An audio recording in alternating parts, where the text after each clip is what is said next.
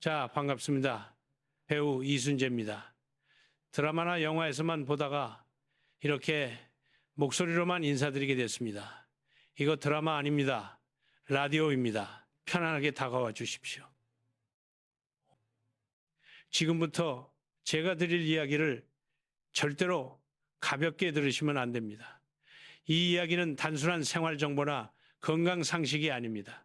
이건 여러분의 남은 인생, 그 마지막 장을 어떻게 장식할 것인지 그 운명 자체를 결정지을 수 있는 아주 무겁고 중요한 이야기입니다. 제 목소리에 귀 기울여 주시길 부탁드립니다. 우선 두 분의 할아버지에 대해 이야기해 보겠습니다. 여기 김 할아버지가 계십니다. 올해 나이 82살. 아침에 눈을 뜨면 스스로 몸을 일으켜 세수를 하시고 작은 주전자로 따뜻한 차를 내리시며 직접 밥을 챙겨 드십니다. 날씨 좋은 날에는 꼭 산책을 나가시고 오랜 친구를 만나 한참을 수다를 떨다 오시죠. 저녁이면 편안히 소파에 앉아 좋아하는 드라마를 보십니다. 그 모든 일상이 당신의 집에서 오로지 당신의 방식대로 이루어집니다. 반면에 여기 박 할아버지가 계십니다. 나이는 78살. 김 할아버지보다 무려 4살이나 젊으십니다.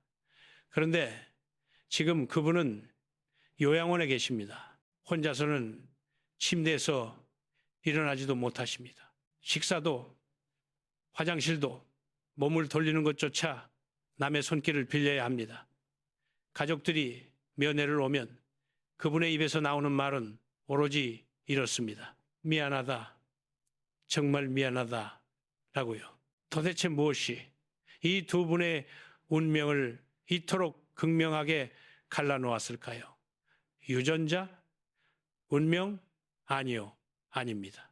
이것은 운명이 아니라 선택입니다. 그리고 그 선택의 시간은 인생의 황금기라고도 할 수 있는 65세부터 75세까지 딱 10년이라는 시간에 집중되어 있습니다. 그 10년 동안 우리가 무엇을 하느냐 혹은 하지 않느냐가 이후 20년, 30년의 삶을 완전히 다른 궤도에 올려놓는 겁니다. 김 할아버지는 6가지를 꾸준히 실천하셨습니다. 박 할아버지는 아쉽게도 아무것도 하지 않으셨죠. 그게 전부입니다. 여러분 스스로에게 묻고 싶습니다. 당신은 지금 어느 쪽의 길을 걷고 계십니까? 우리는 수치를 봅니다. 통계청에 따르면 우리나라의 평균 기대 수명은 83세라고 합니다. 하지만 건강 수명은 73세라고 하더군요. 이 두 숫자 사이에 10년 차이가 무엇을 의미하는지 아십니까? 이는 우리가 평균적으로 인생의 마지막 10년을 아프고 불편한 상태로 요양원이나 병원에서 누군가에게 의지하며 누워서 보내야 할 수 있다는 냉정한 전망입니다. 하지만 친구요, 이건 어디까지나 평균입니다. 평균은 준비하지 않은 사람들의 무게에 의해 결정되는 법이죠. 반면 미리 준비하고 선택한 사람들은 다릅니다. 90세가 넘어서도 여전히 내 집에서 삽니다. 혼자서 모든 일상을 해내며 당당하고 존엄하게 삶을 끝까지 주체적으로 살아갑니다.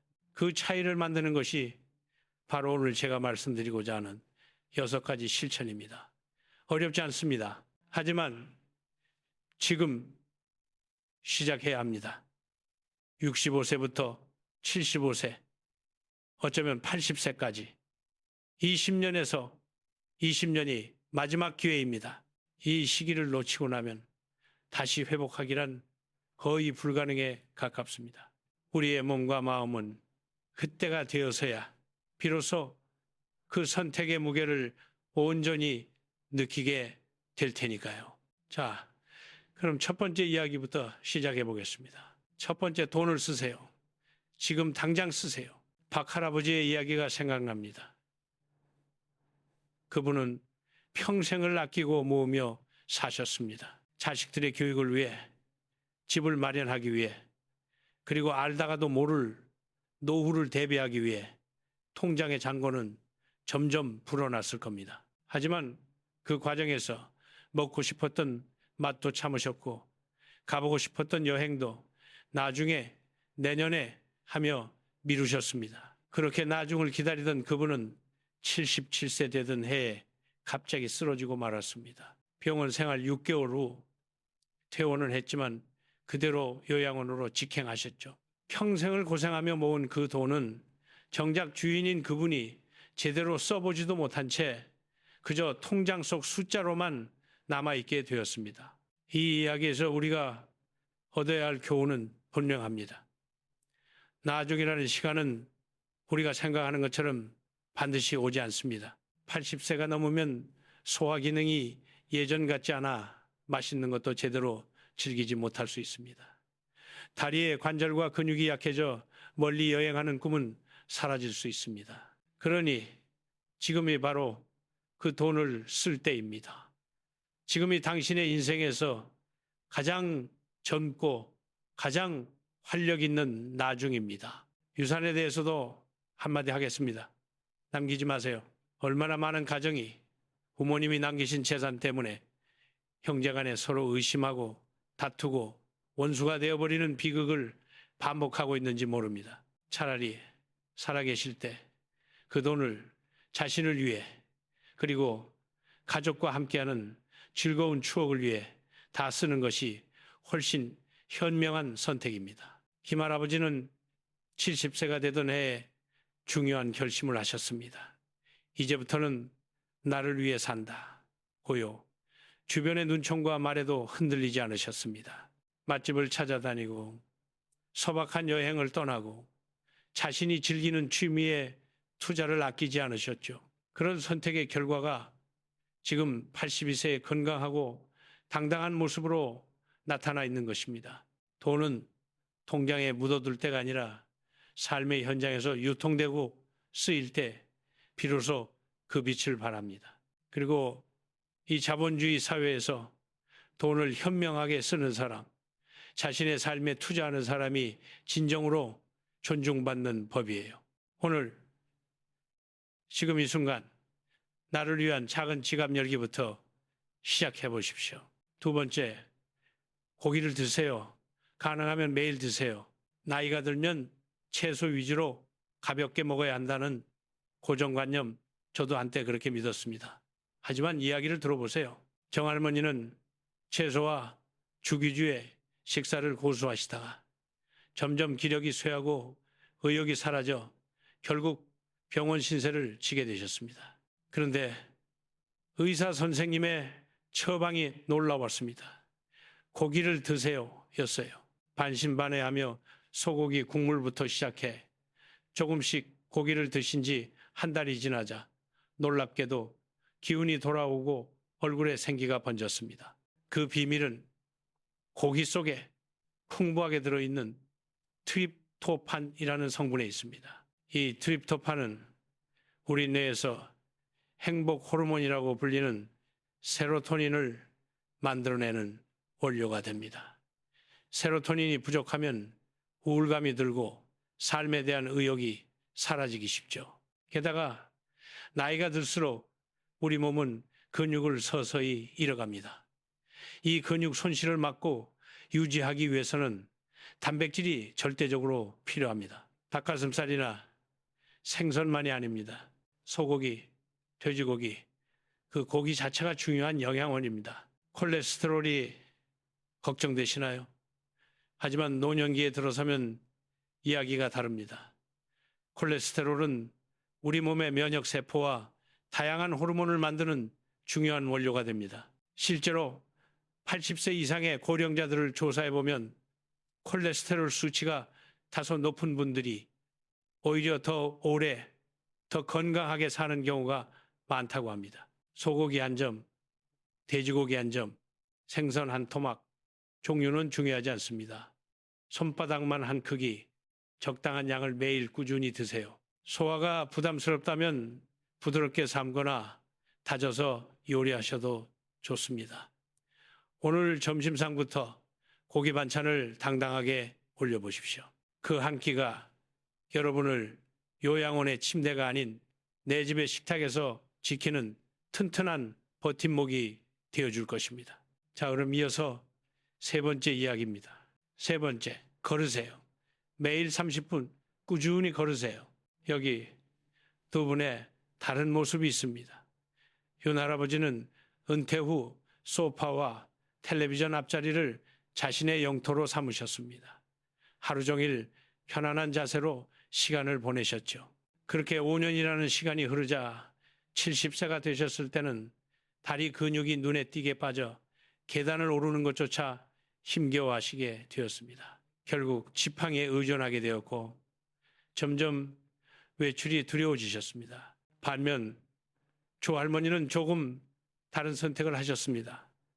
비가 오나 눈이 오나 더위나 추위나 가리지 않고 매일 아침 30분 꼭 걸으셨습니다. 그 결과 지금 80세가 되신 지금도 지팡이 없이 발걸음이 거뜬하십니다. 등도 꼿꼿하시고 눈빛에 활기가 넘칩니다. 이 차이는 어디에서 오는 걸까요? 나이가 들면 우리 몸에서 가장 먼저 그리고 가장 빠르게 감소하는 것이 바로 다리의 근육입니다. 다리는 단순히 우리를 지탱하는 기둥이 아닙니다. 제2의 심장이라고 불릴 만큼 하체의 근육이 수축과 이완을 반복하며 온몸의 혈액순환을 도와주는 펌프 역할을 하기 때문입니다. 다리가 약해지면 혈액순환이 나빠지고 온몸의 기능이 함께 약해지기 시작합니다. 하지만 무엇보다도 75세 이후 우리에게 가장 무서운 것은 낙상입니다. 한 번의 실수로 넘어져 고관절을 다치기라도 한다면 그 상처는 회복이 매우 어렵습니다.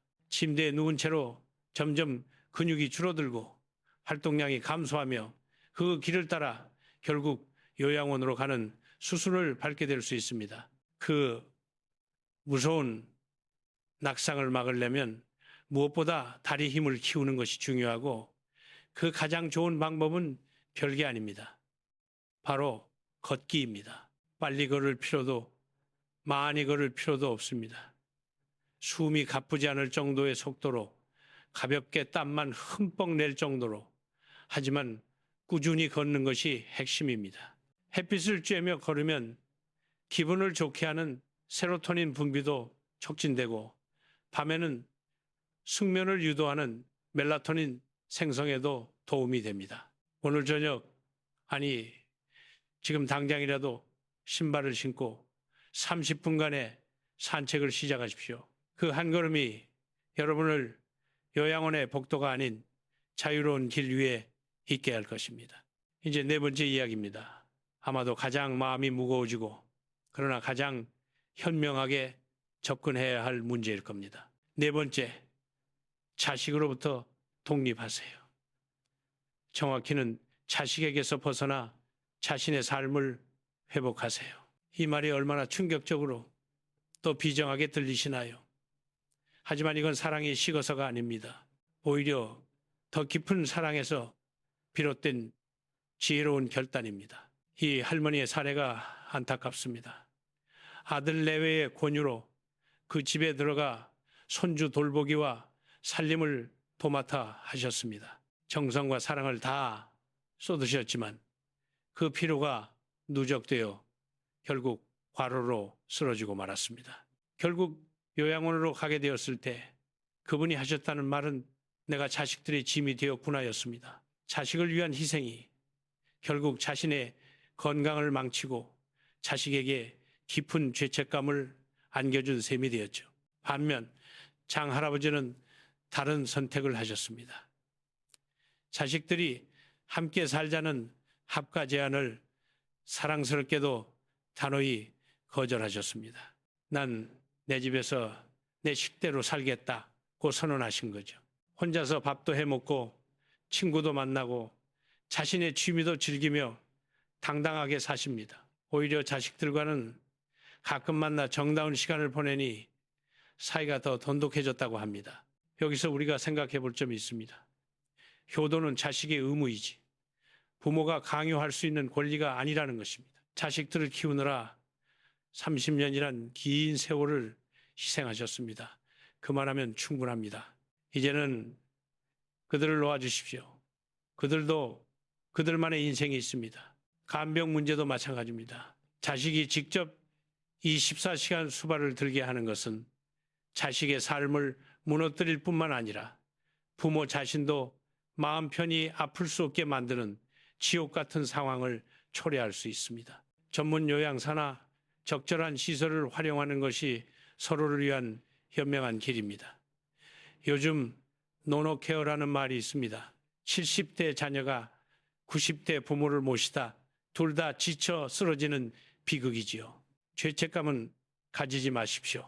그리고 유산을 남기겠다는 집착도 버리십시오. 살아생전 자신을 위해 쓰는 것이 오히려 자식들이 서로 다투지 않고 편안한 마음으로 지낼 수 있게 하는 길입니다. 오늘 자식들에게 한번 말씀해 보십시오. 엄마 아빠는 이제 내 인생을 즐기러 간다. 고요? 5번째, 집을 안전하게 고치세요. 지금 당장 시작하십시오. 송할머니는 화장실 가다가 미끄러져 넘어진 후 그 공포가 너무 커서 스스로 움직임을 극도로 제한하셨습니다. 그러다 활동량이 줄고 근력이 떨어져 결국 요양원으로 가는 수순을 밟으셨습니다. 반면 다른 박할아버지입니다. 는 70세에 미리 예방 조치를 취하셨습니다. 화장실과 욕실에 안전 손잡이를 설치하고 작은 문턱을 없애고 복도와 방에 센서 등을 달고 침실을 1층으로 옮기셨죠. 주변에서 멀쩡한데 왜 돈을 그렇게 쓰냐고 했지만 그 투자의 결과로 85세가 된 지금까지 한 번도 넘어지지 않으시고 당당히 혼자 생활하고 계십니다. 요양원에 가게 되는 큰 이유 중 하나가 바로 집이 위험하기 때문입니다. 화장실에 갈 때마다 넘어질까 두려워서, 밤에 일어나다 발을 헛디딜까 봐 무서워서, 그 두려움이 점점 우리를 집안에 가두고 활동을 위축시키며 결국 더 큰 병을 부릅니다. 지금 당장 가장 위험한 곳부터 손보십시오. 화장실과 욕실에 든든한 손잡이를 달고 집안의 작은 문턱을 없애거나 슬로프로 바꾸고 어두운 복도와 계단의 조명을 밝게 교체하세요. 자주 쓰는 물건들은 허리 높이의 선반에 정리하십시오. 안전한 집은 단순한 공간이 아닙니다. 그것은 여러분의 자유와 존엄을 지켜주는 가장 확실한 요새입니다. 마지막 6번째, 약을 맹신하지 마세요. 의사의 말을 액면 그대로 받아들이지 마십시오. 김할아버지 처음 언급한 김할아버지가 아닙니다. 는 건강검진을 받고 고혈압, 고지혈증, 당뇨약을 처방받으셨습니다. 거기에 위장약과 관절염 진통제까지 더해져 하루에 8가지가 넘는 약을 복용하시게 되었죠.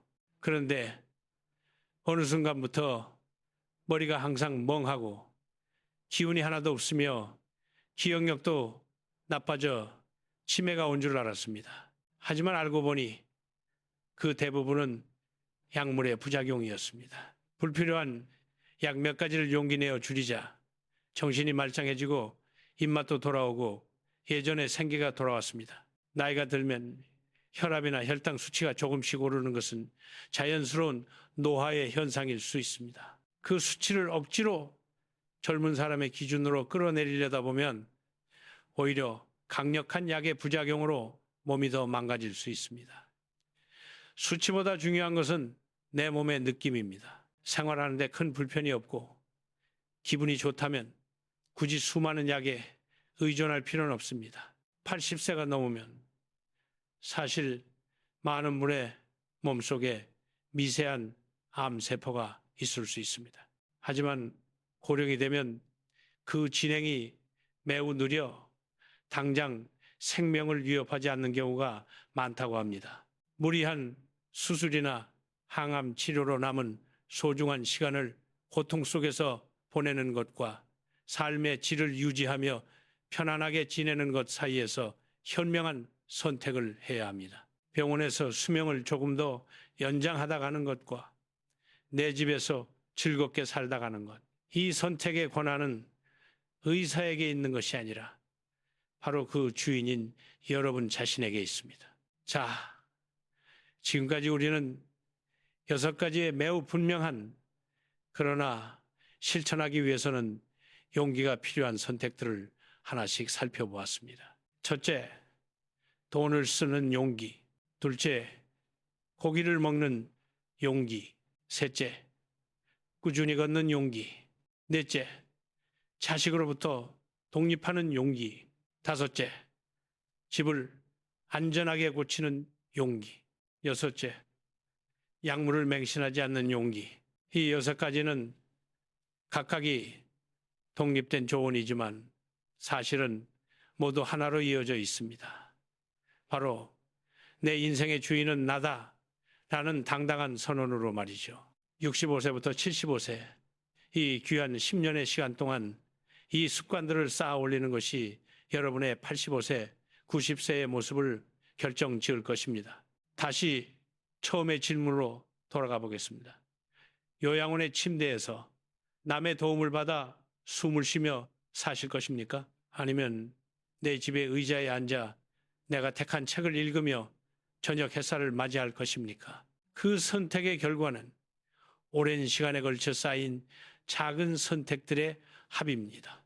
오늘 커피 한 잔 값을 아끼는 그 작은 선택이 내일 여행 계획을 미루는 그 마음이 모래 소파에 묻혀 시간을 보내는 그 나태함이 수년 후에는 돌이킬 수 없는 큰 강을 이루어 우리를 어느 쪽 둑으로 떠내려가게 할지 모릅니다. 하지만 반대도 마찬가지입니다. 오늘 작은 맛있는 것을 즐기는 선택이 30분 걸으러 문을 여는 선택이 자식에게 엄마는 괜찮다고 말하는 선택이 그 모든 작은 용기들이 모여 우리를 또 다른 빛나는 둑으로 안내할 수 있습니다. 선택은 그리고 그 시작은 오로지 여러분의 몫입니다. 그리고 그 시작은 반드시 오늘이어야 합니다. 오늘 하나를 실천하십시오.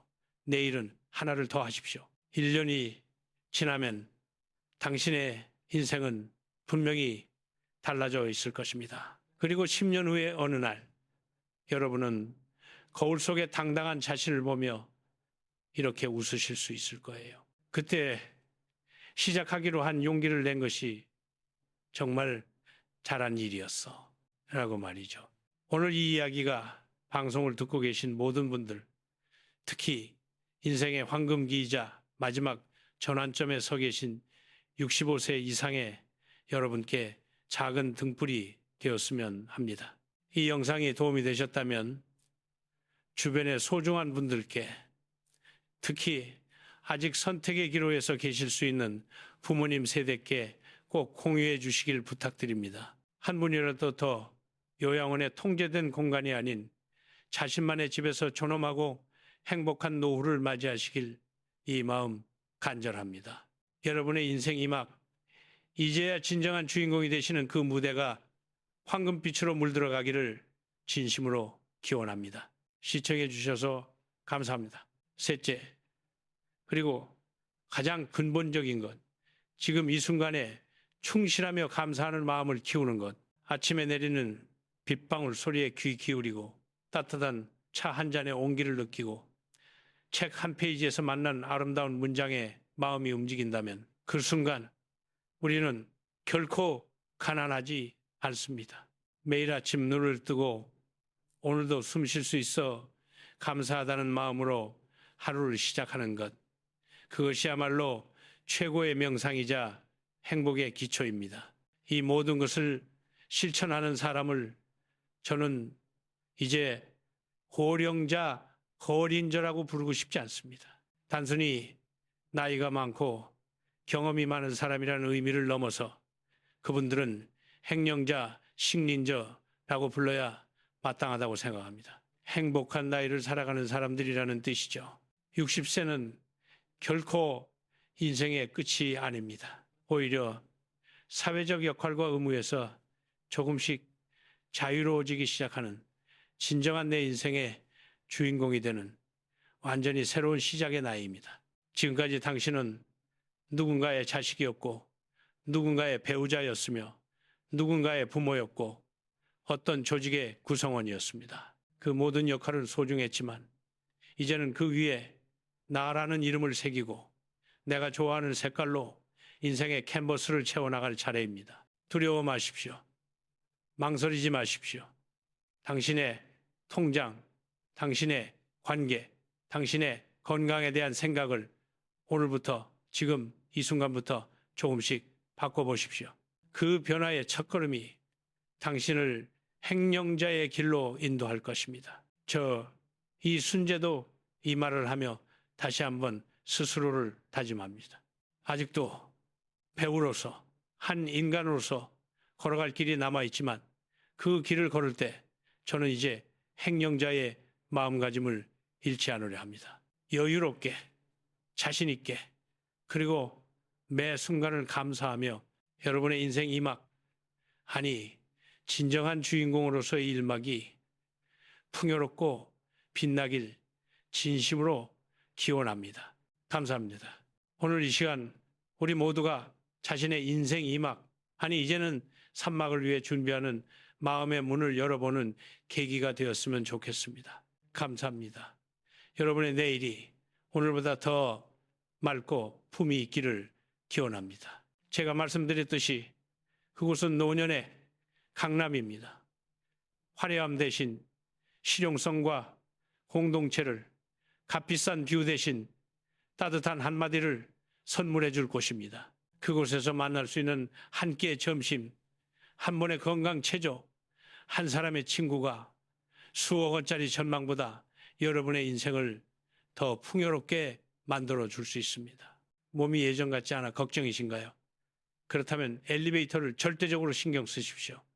그것은 단순한 승강기가 아닙니다. 그것은 여러분의 발이 되고 자유가 되고 세상과 연결되는 통로입니다. 한번 고장 났을 때를 반드시 생각해 보십시오. 그 순간 그 집이 얼마나 높고 위험한 감옥이 될 수 있는지를요. 3층에서 5층 사이 적당한 높이와 튼튼한 계단도 함께 고려하세요. 우리의 다리는 여전히 땅을 딛고 서고 싶어 합니다. 외로움이, 고독이 가장 두렵습니까? 그렇다면 커뮤니티가 있는 아파트나 주거지를 찾으십시오. 동아리가 활발한 단지, 공동 정원이 있는 곳, 주민센터 프로그램이 풍부한 동네를 찾아다니세요. 그것들은 단순한 취미 활동이 아닙니다. 그것들은 여러분의 목소리가 다른 이의 귀에 닿고 여러분의 존재가 다른 이의 눈에 띄게 해주는 생존 전략입니다. 1인 가구의 시대, 혼자 사는 것은 이제 피할 수 없는 운명일지도 모릅니다. 하지만 외롭게 사는 것은 우리가 선택하고 막을 수 있는 일입니다. 복지관의 합창단, 도서관의 독서 모임, 동네 산악회, 심지어는 버스 정류장에서 매일 마주치는 안면만 익힌 이웃까지 그 모든 관계의 실타래가 모여 우리를 떠받쳐주는 그물망이 됩니다. 가장 중요한 질문은 이것입니다. 내가 아파서 쓰러졌을 때 혹은 단순히 며칠 연속으로 문을 열지 않았을 때 누가 문을 두드려 줄 것인가? 그 답을 준비하는 것이 수많은 노후 대책 책자를 읽는 것보다 훨씬 실질적인 대비책입니다. 이제 우리의 생각을 조금 전환해 보십시오. 집을 단순히 재테크의 수단, 자산 가치를 불리는 도구로만 보는 시각에서 벗어나야 할 때입니다. 물론 현실적인 문제이기에 그 가치는 중요합니다. 하지만 노후의 집은 그 무엇보다도 삶의 무대입니다. 여러분은 지금 남은 인생을 펼쳐나갈 무대를 고르고 계십니다. 그 무대가 좁아도 괜찮습니다. 배우는 여러분 단 한 사람이니까요. 그 무대가 화려하지 않아도 괜찮습니다. 여러분이 연기할 이야기, 즉 여러분의 일상이 진정한 빛을 발할 테니까요. 중요한 것은 그 무대가 여러분을 지지해 줄 수 있는가, 여러분이 편안히 멈춰 설 수 있는가, 그리고 때로는 그 무대 위에서 새로운 인연을 만나 새로운 장면을 연출할 수 있는 가능성이 있는가 하는 점입니다. 여러분에게 집은 어떤 의미인가요?